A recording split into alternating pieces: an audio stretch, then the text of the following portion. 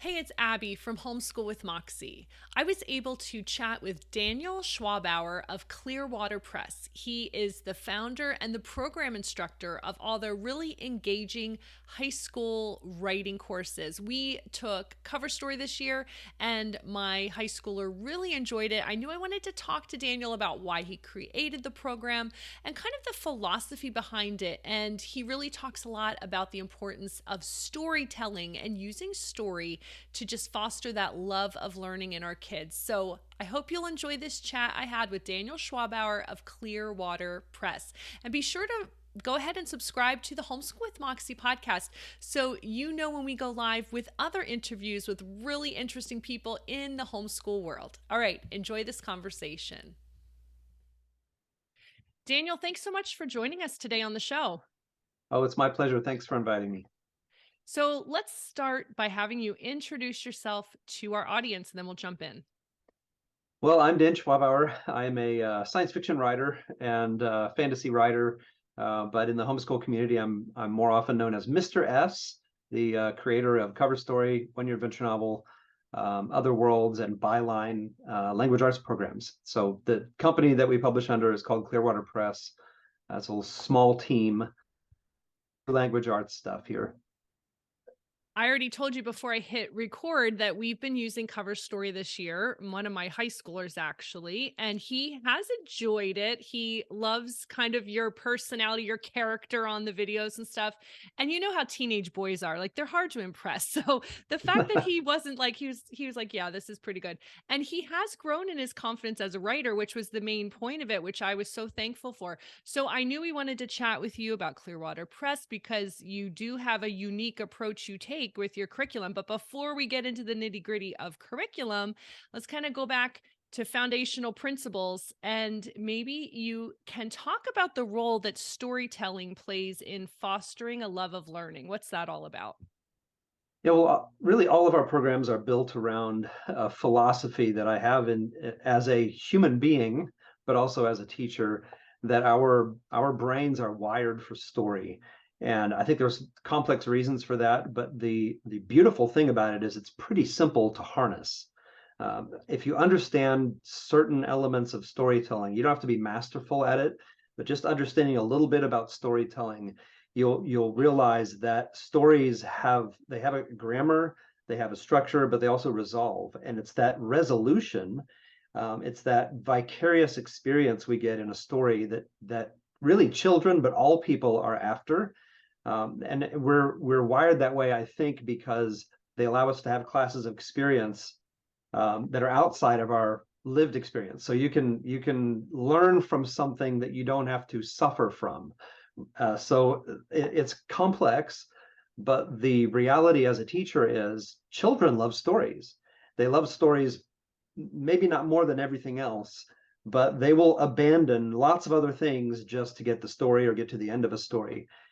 And so if you can connect the idea of learning to the idea of walking through a story, which is what all our curriculum, all of our programs do, you can actually instill a love of learning that lasts for a lifetime. If children start to see that learning is an adventure, that learning is part of the story of myself, who I am, is this person who is growing. I'm actually on an adventure. I'm living an adventure through life, rather than just consuming as an audience some product, whether that's my algebra class, whether that's a movie. If I'm a participant rather than an observer, and even in consuming a story, you can take more of a participant role than an observer role, if that makes sense. So, what is the point of all this storytelling? Well, learning to use stories with every single lesson, with every semester, with every project. What's the story of this that's going on, and letting them Tolkien called it sub-creation, letting them help write the story of their education through the stories that they study and also the stories that they create. So it's that twin thing. And I know maybe taking a little bit longer to answer this than you were looking for, but my conviction is if you can get students to understand a little bit about story and connect it to learning, that, they'll do most of the rest of the work in terms of becoming a lifelong learner. They may not love every subject, but if they see the learning itself is a kind of story, then 90% of the work is done for you as a teacher. And that's why we've loved cover story so much, is because it doesn't feel random, like no random assignments. It's just boring. It's dry, like it's all connected, and it's connected to the magazine they're writing, which we'll get to. But so that has really been effective. I love that. So why do you call story a language? Well, this also is complex and simple at the same time. Uh, Stories actually are pretty ubiquitous across human history. We have stories, structures, story patterns that exist in every culture across time. Going back to the oldest written story we have, which is the Epic of Gilgamesh. All cultures in all eras, in all places around the globe that where there's a written language we can look at, we've used the same story patterns. They are telling the same stories we're telling. In the case of fairy tales, there's a fairy tale in Native American lore that existed before white Europeans got to the continent. That's called it's the Ash Boy story, and it is a mirror image of Cinderella, which Cinderella is actually the Ash girl. And so, how did this story get here? And there are lots of theories. I can't give you the definite answer. I don't know the definite answer, but it is interesting that we tell similar stories, that we have similar story patterns, and that means that we are understanding things. We're getting meaning out of stories, which is the function of language, is to communicate, right? Stories itself communicates something apart from the words that you use to tell it. You can tell a story with images without any words at all, right? We've all seen mimes act things out, or maybe they're not as popular as they used to be, but if you just picture a mime doing something, the mime's telling a story. They're never just trapped in a box or whatever, a room. They're always doing something that's communicating a deeper meaning. And so in order for there to be that level of communication, you have to have both structure and variance. And that's really what grammar is. It's the structure and it's the variance simultaneously. Words mean a definite thing, but they also have to inhabit a certain structure in order for them to carry meaning from one sentence to another. Now, you say that stories shape our human identity. What do you mean by that? Well, we're all uh, we all have a story of ourselves, right? I mean, and sometimes the story that we tell ourselves about the life that we're living isn't necessarily a great match for reality. It may be a perception that we think is true. I'm not suggesting that everybody makes up lies, all the time that we lie to ourselves. We probably do in some ways. We repaint that event from high school. I'm old enough now I can look back and say, was I really the hero of that event? Was that other guy kind of the villain? I mean, he was in my mind, but was he really the villain? Is the lady who cuts me off at the grocery store and takes the parking space, is she really doing it because she's a villain? Probably not, right? She just didn't see the car. So we create these narratives, and the drawback to it is it's very easy for us to assign roles to people, which can give us a clouded view of what's really happening, and that gets encouraged in the culture through political speeches and propaganda. It's misused frequently. The beautiful thing about it is, because story carries meaning, our lives, when we see them rightly and we understand that there is a change, that stories exist chronologically, they change over time. When you can look at your life and you can see the story of yourself as a story of yourself, that you're moving towards something, there's an implied meaning to that. And that's part of why I love storytelling, is that it points to something outside ourselves. It's kind of, no matter the storyteller, whatever the storyteller is trying to get across, even if I don't agree with their worldview, the storyteller who is telling a consistent story that will have a pattern that works as a story and is fulfilling will actually be pointing to something that is a transcendent meaning. And the reality is that if that is possible all across storytelling, story itself as a language is pointing to a transcendent meaning. And that means that life is not just this random series of good, bad, or fortunate and unfortunate events. There's something more going on. And it's almost like we're invited to see it through that lens.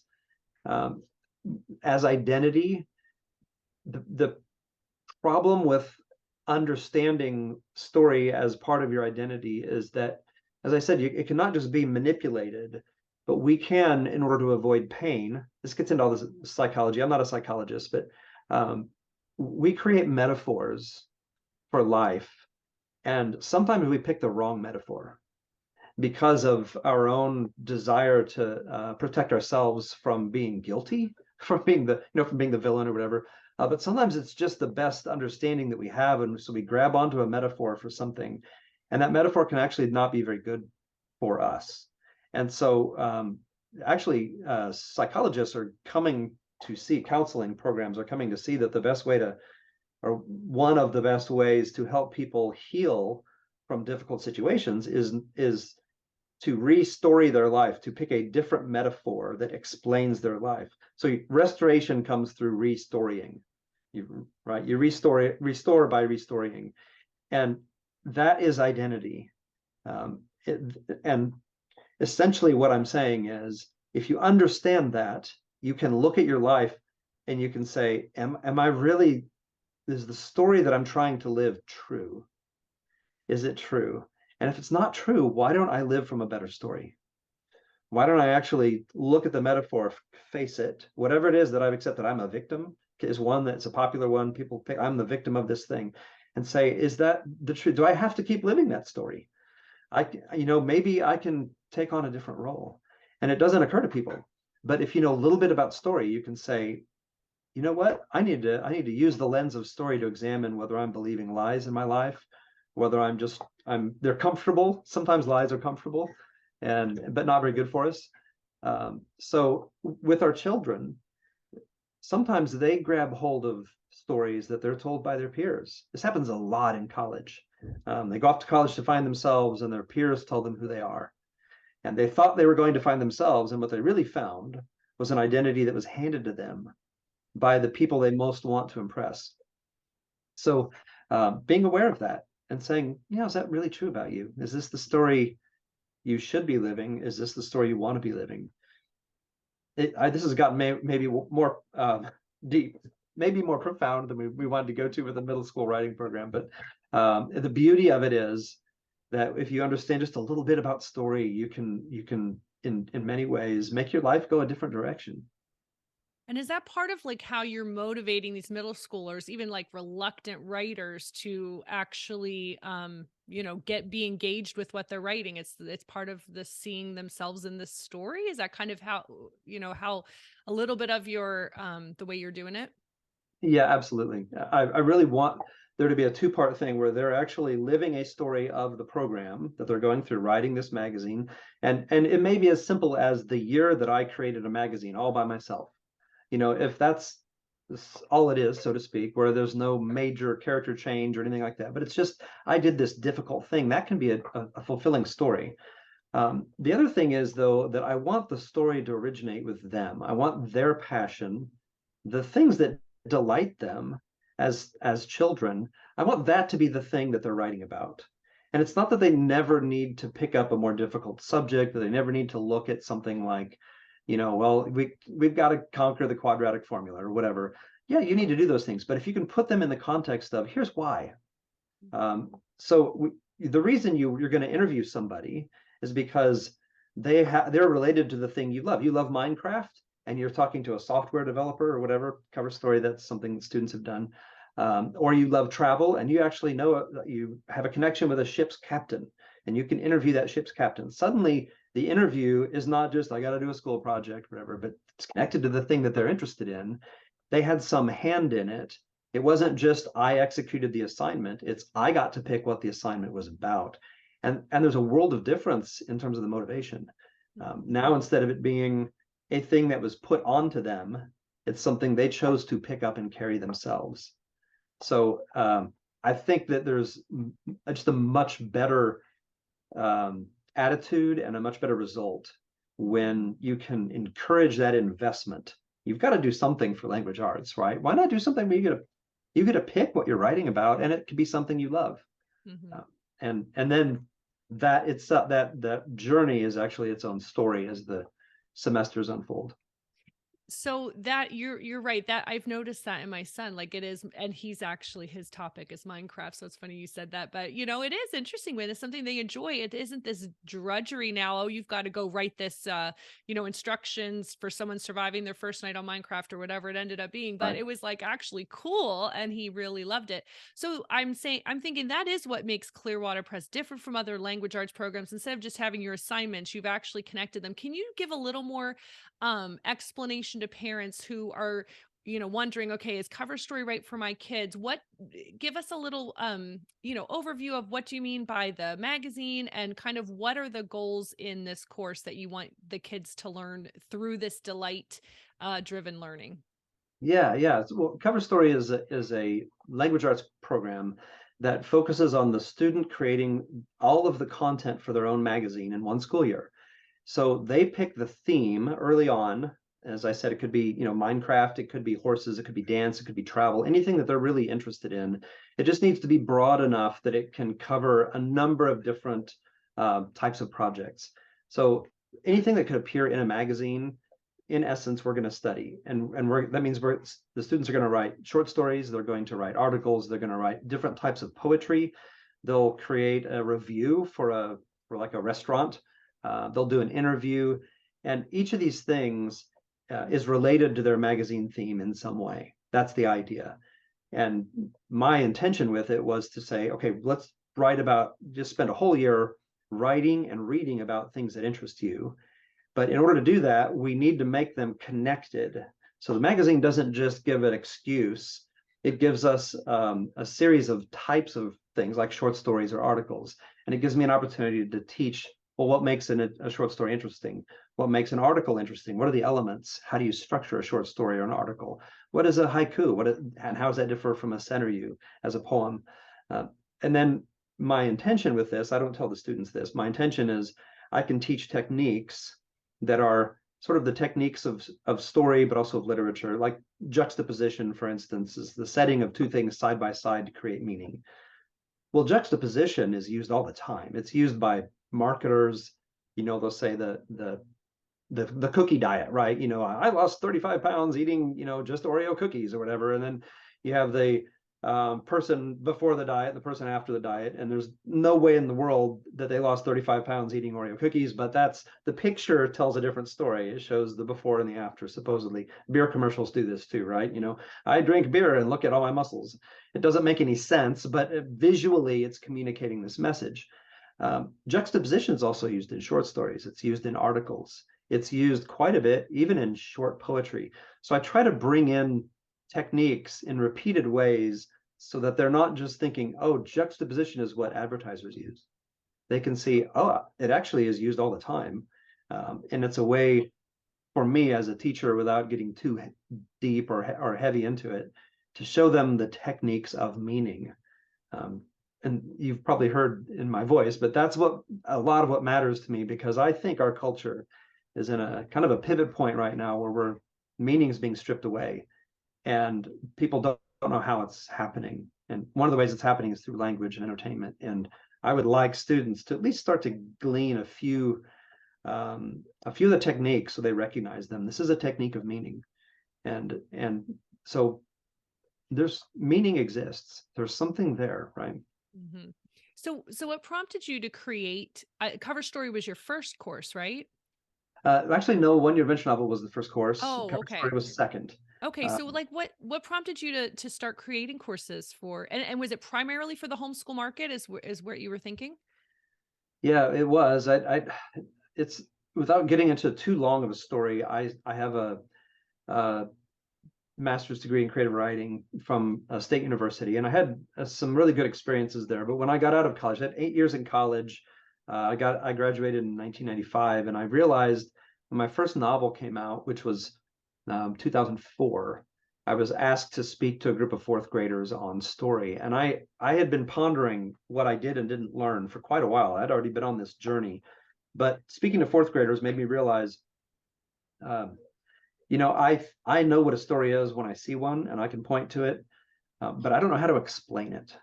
And so, how do I explain this? And it was part of a very long journey that I've gone on to try to master and really comprehend the grammar, the language of story. I felt like I should have gotten different things in college than I received. And I'm not, angry at my professors or anything like that. It's just state school.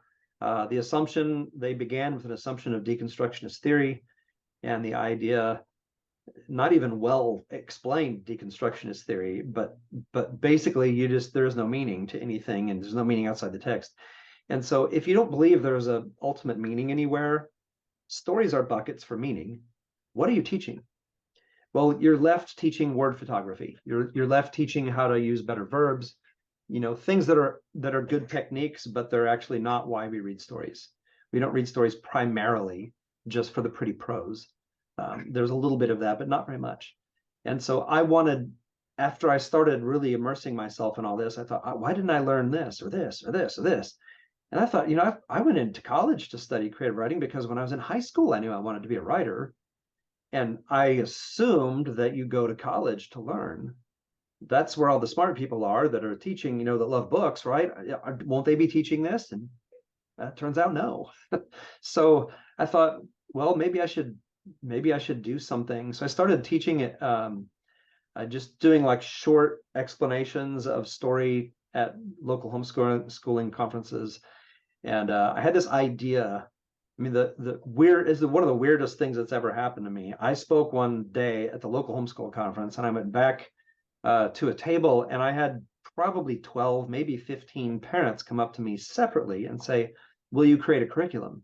And I kept saying no. This would take so much work. I mean, the amount of work that this would take? And I went home and I took a nap, which I don't do very often. And I woke up and I had an outline for what is the one-year adventure novel in my head. And like I say, it's weird to tell this story, but I ran down to my office where I'm at right now, and I wrote it all out, and I just stared at it, and I thought, I'm in trouble because I can see how this would work and how it unfold, and it is so much work. It's like 4 years of work, which it was 4 years of work to produce that. And I told my wife about it, and she said, "You have to do that." And I was like, "No." When my wife says you have to do something, it's not that I have to do what she says, it's that I expected her to say, "You're going to spend 4 years producing this thing? What's wrong with you?" I expected her to shoot it down, and she was totally on board. And I'm so glad she was, because it's been a delightful part of our lives. We love teaching this stuff. I love getting to connect with young people. We do a writer's workshop for young writers every summer at the campus of Mid-America Nazarene University, where I teach. So that was really the genesis, was my fascination with this and my sense of, I shouldn't have had to go on the journey. I don't resent the journey, but it should be more readily available. And to make a long story even longer, I realized that one of the reasons that it's not taught is because if you're trying to tackle something like English and you want to just make it, let's say, industrialized, you can test for things like, can you spell cat? Because cat is spelled C-A-T. But if you want to test for what's a good story arc, all of a sudden answer keys go out the window. And how do you systematize that and industrialize that and make it accessible for teachers to grade? How do you grade something like that? I think there's a way, but So it just seems so hard, right? about that. So tell us about the grading aspect, because homeschool moms are going to be like, oh, like the thought of grading my kids' writing is very overwhelming. So what's your approach to grading?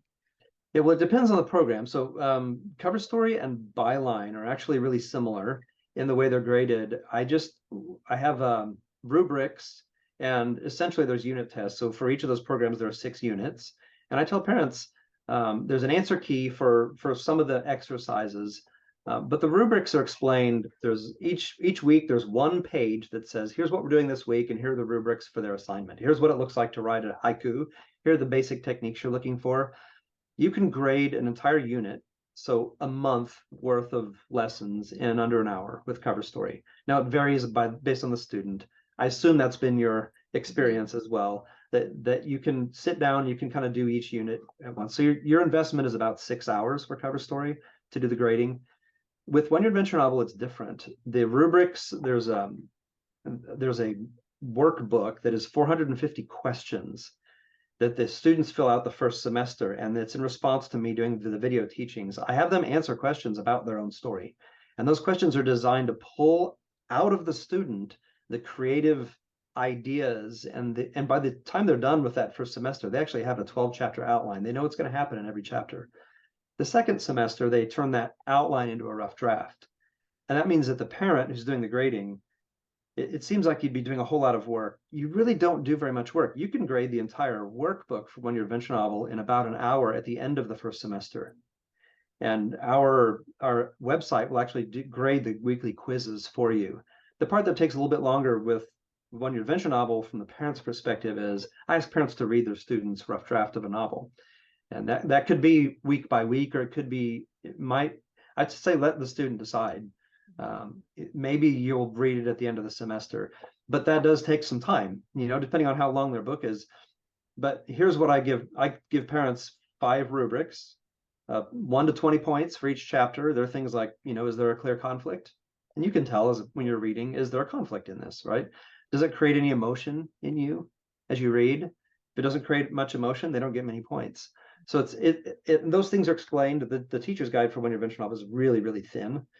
The main thing that takes some time is just reading. And if I can give you the metaphor for this, what I ask parents to do is in the margins of their rough draft, write what you're feeling pretty much on every page. It doesn't have to be every page, and that means if you're bored, right, I'm bored here. It means if you find something really funny, right, this is hilarious, and the reason is simple. When kids learn to play a violin, for instance, they will do, say, Twinkle, Twinkle, Little Star. They know what it's supposed to sound like. The song already exists. It exists in their imagination. They've learned the notes, let's say. And so they start playing and they hit that wrong note and they kind of cringe. And what do? They start over. And they started over because they heard the wrong note as soon as they produced it. They know that was not right. This does not work with writing because you're putting onto the page something that then has to be reinterpreted in someone else's imagination. It's sort of like playing a piano. If it were somehow connected to like a piano in another room, and you couldn't hear the actual sounds that were coming out of it, how easy would it be to hear the song that you're practicing? You can play the notes, but they're not producing any sounds for you. They're only producing sounds for someone else. At some point, you'd have to hear maybe a recording of what's going on in that other room. Well, the parent is the recording. And what they're putting on the page is, this is what you made me feel with your story. Now, maybe you meant to make me scared on this page. And when I put I'm laughing here because it's very funny, then probably your story isn't working the way you meant it to. You don't have to tell them how to fix it. They just need to know what notes are being struck in the sound.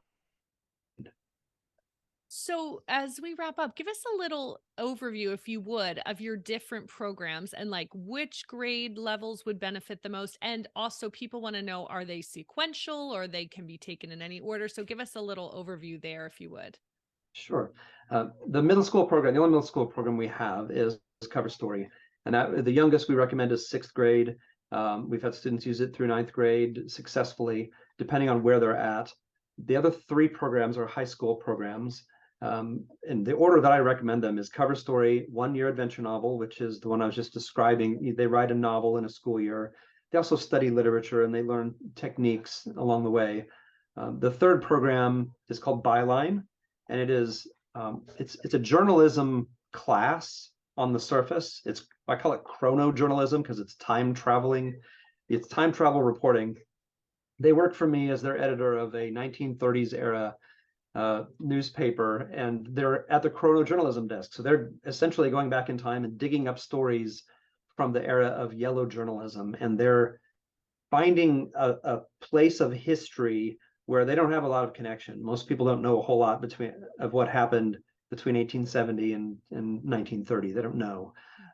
And also nobody's really emotionally engaged or attached to the different things that were going on at that time. So there's no real political. There was politics back then, but we're so distanced from. We don't even know like which Democrat, Republican for the president. No, they don't know. They don't care. So it makes it easier for them to actually disconnect from that and see the techniques of journalism. But my real intent with Byline is to teach essay writing because there's an overlap between the techniques of journalism and each type of journalistic style. Hard news stories are always written deductively, and they're written in an expository manner. They're basically expository essays. Feature stories are narratively written, and they're usually written from an inductive structure. It's going the other way around, turns the pyramid the other way around.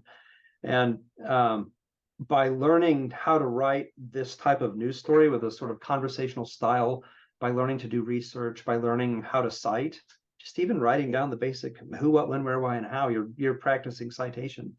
And so at the end of the, hopefully the students aren't hearing this, but at the end of the school year, I tell them, congratulations, you just wrote 26 essays. Amazing, right? They were expository, they were narrative, they were, you learn all of the different, when you wrote an opinion piece, it was a persuasive essay, right? This will serve you in college.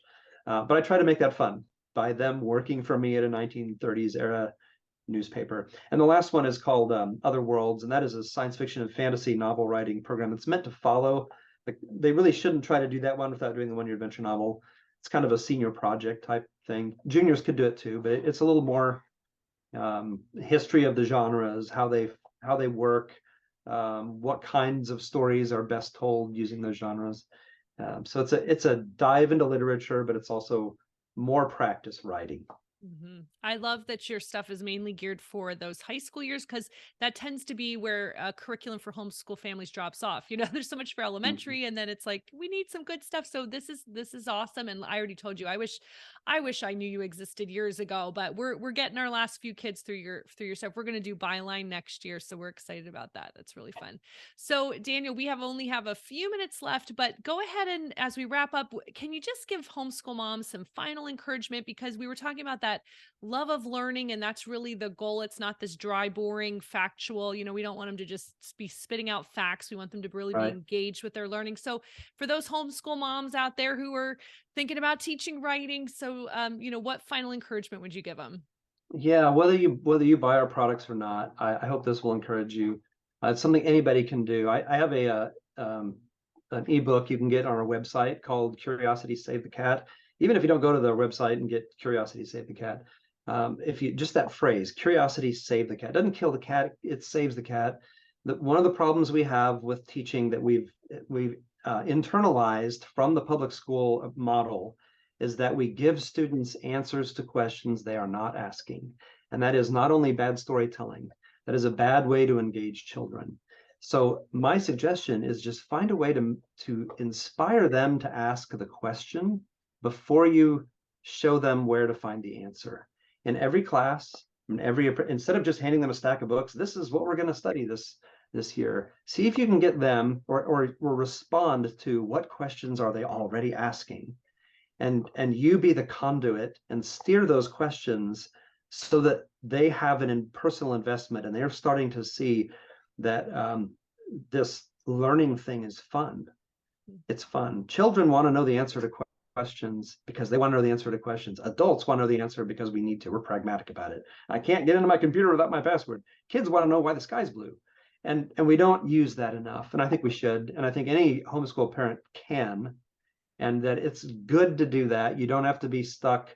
There are lots of good programs out there. You don't have to be stuck though, thinking that I must do it in this cookie cutter way. If you can, if you can look at what is your child interested in and say, now how do I harness that interest in the service of their own love of learning, and let's make finding that answer fun so that they see school as fun, they see learning as fun. And if you do that, your job will be so much easier as a teacher. Absolutely. I couldn't agree more. This has been a great chat with you, Daniel. Thanks so much for taking time out to encourage our homeschool moms. Yeah, thank you for having me. It was a delight to be here.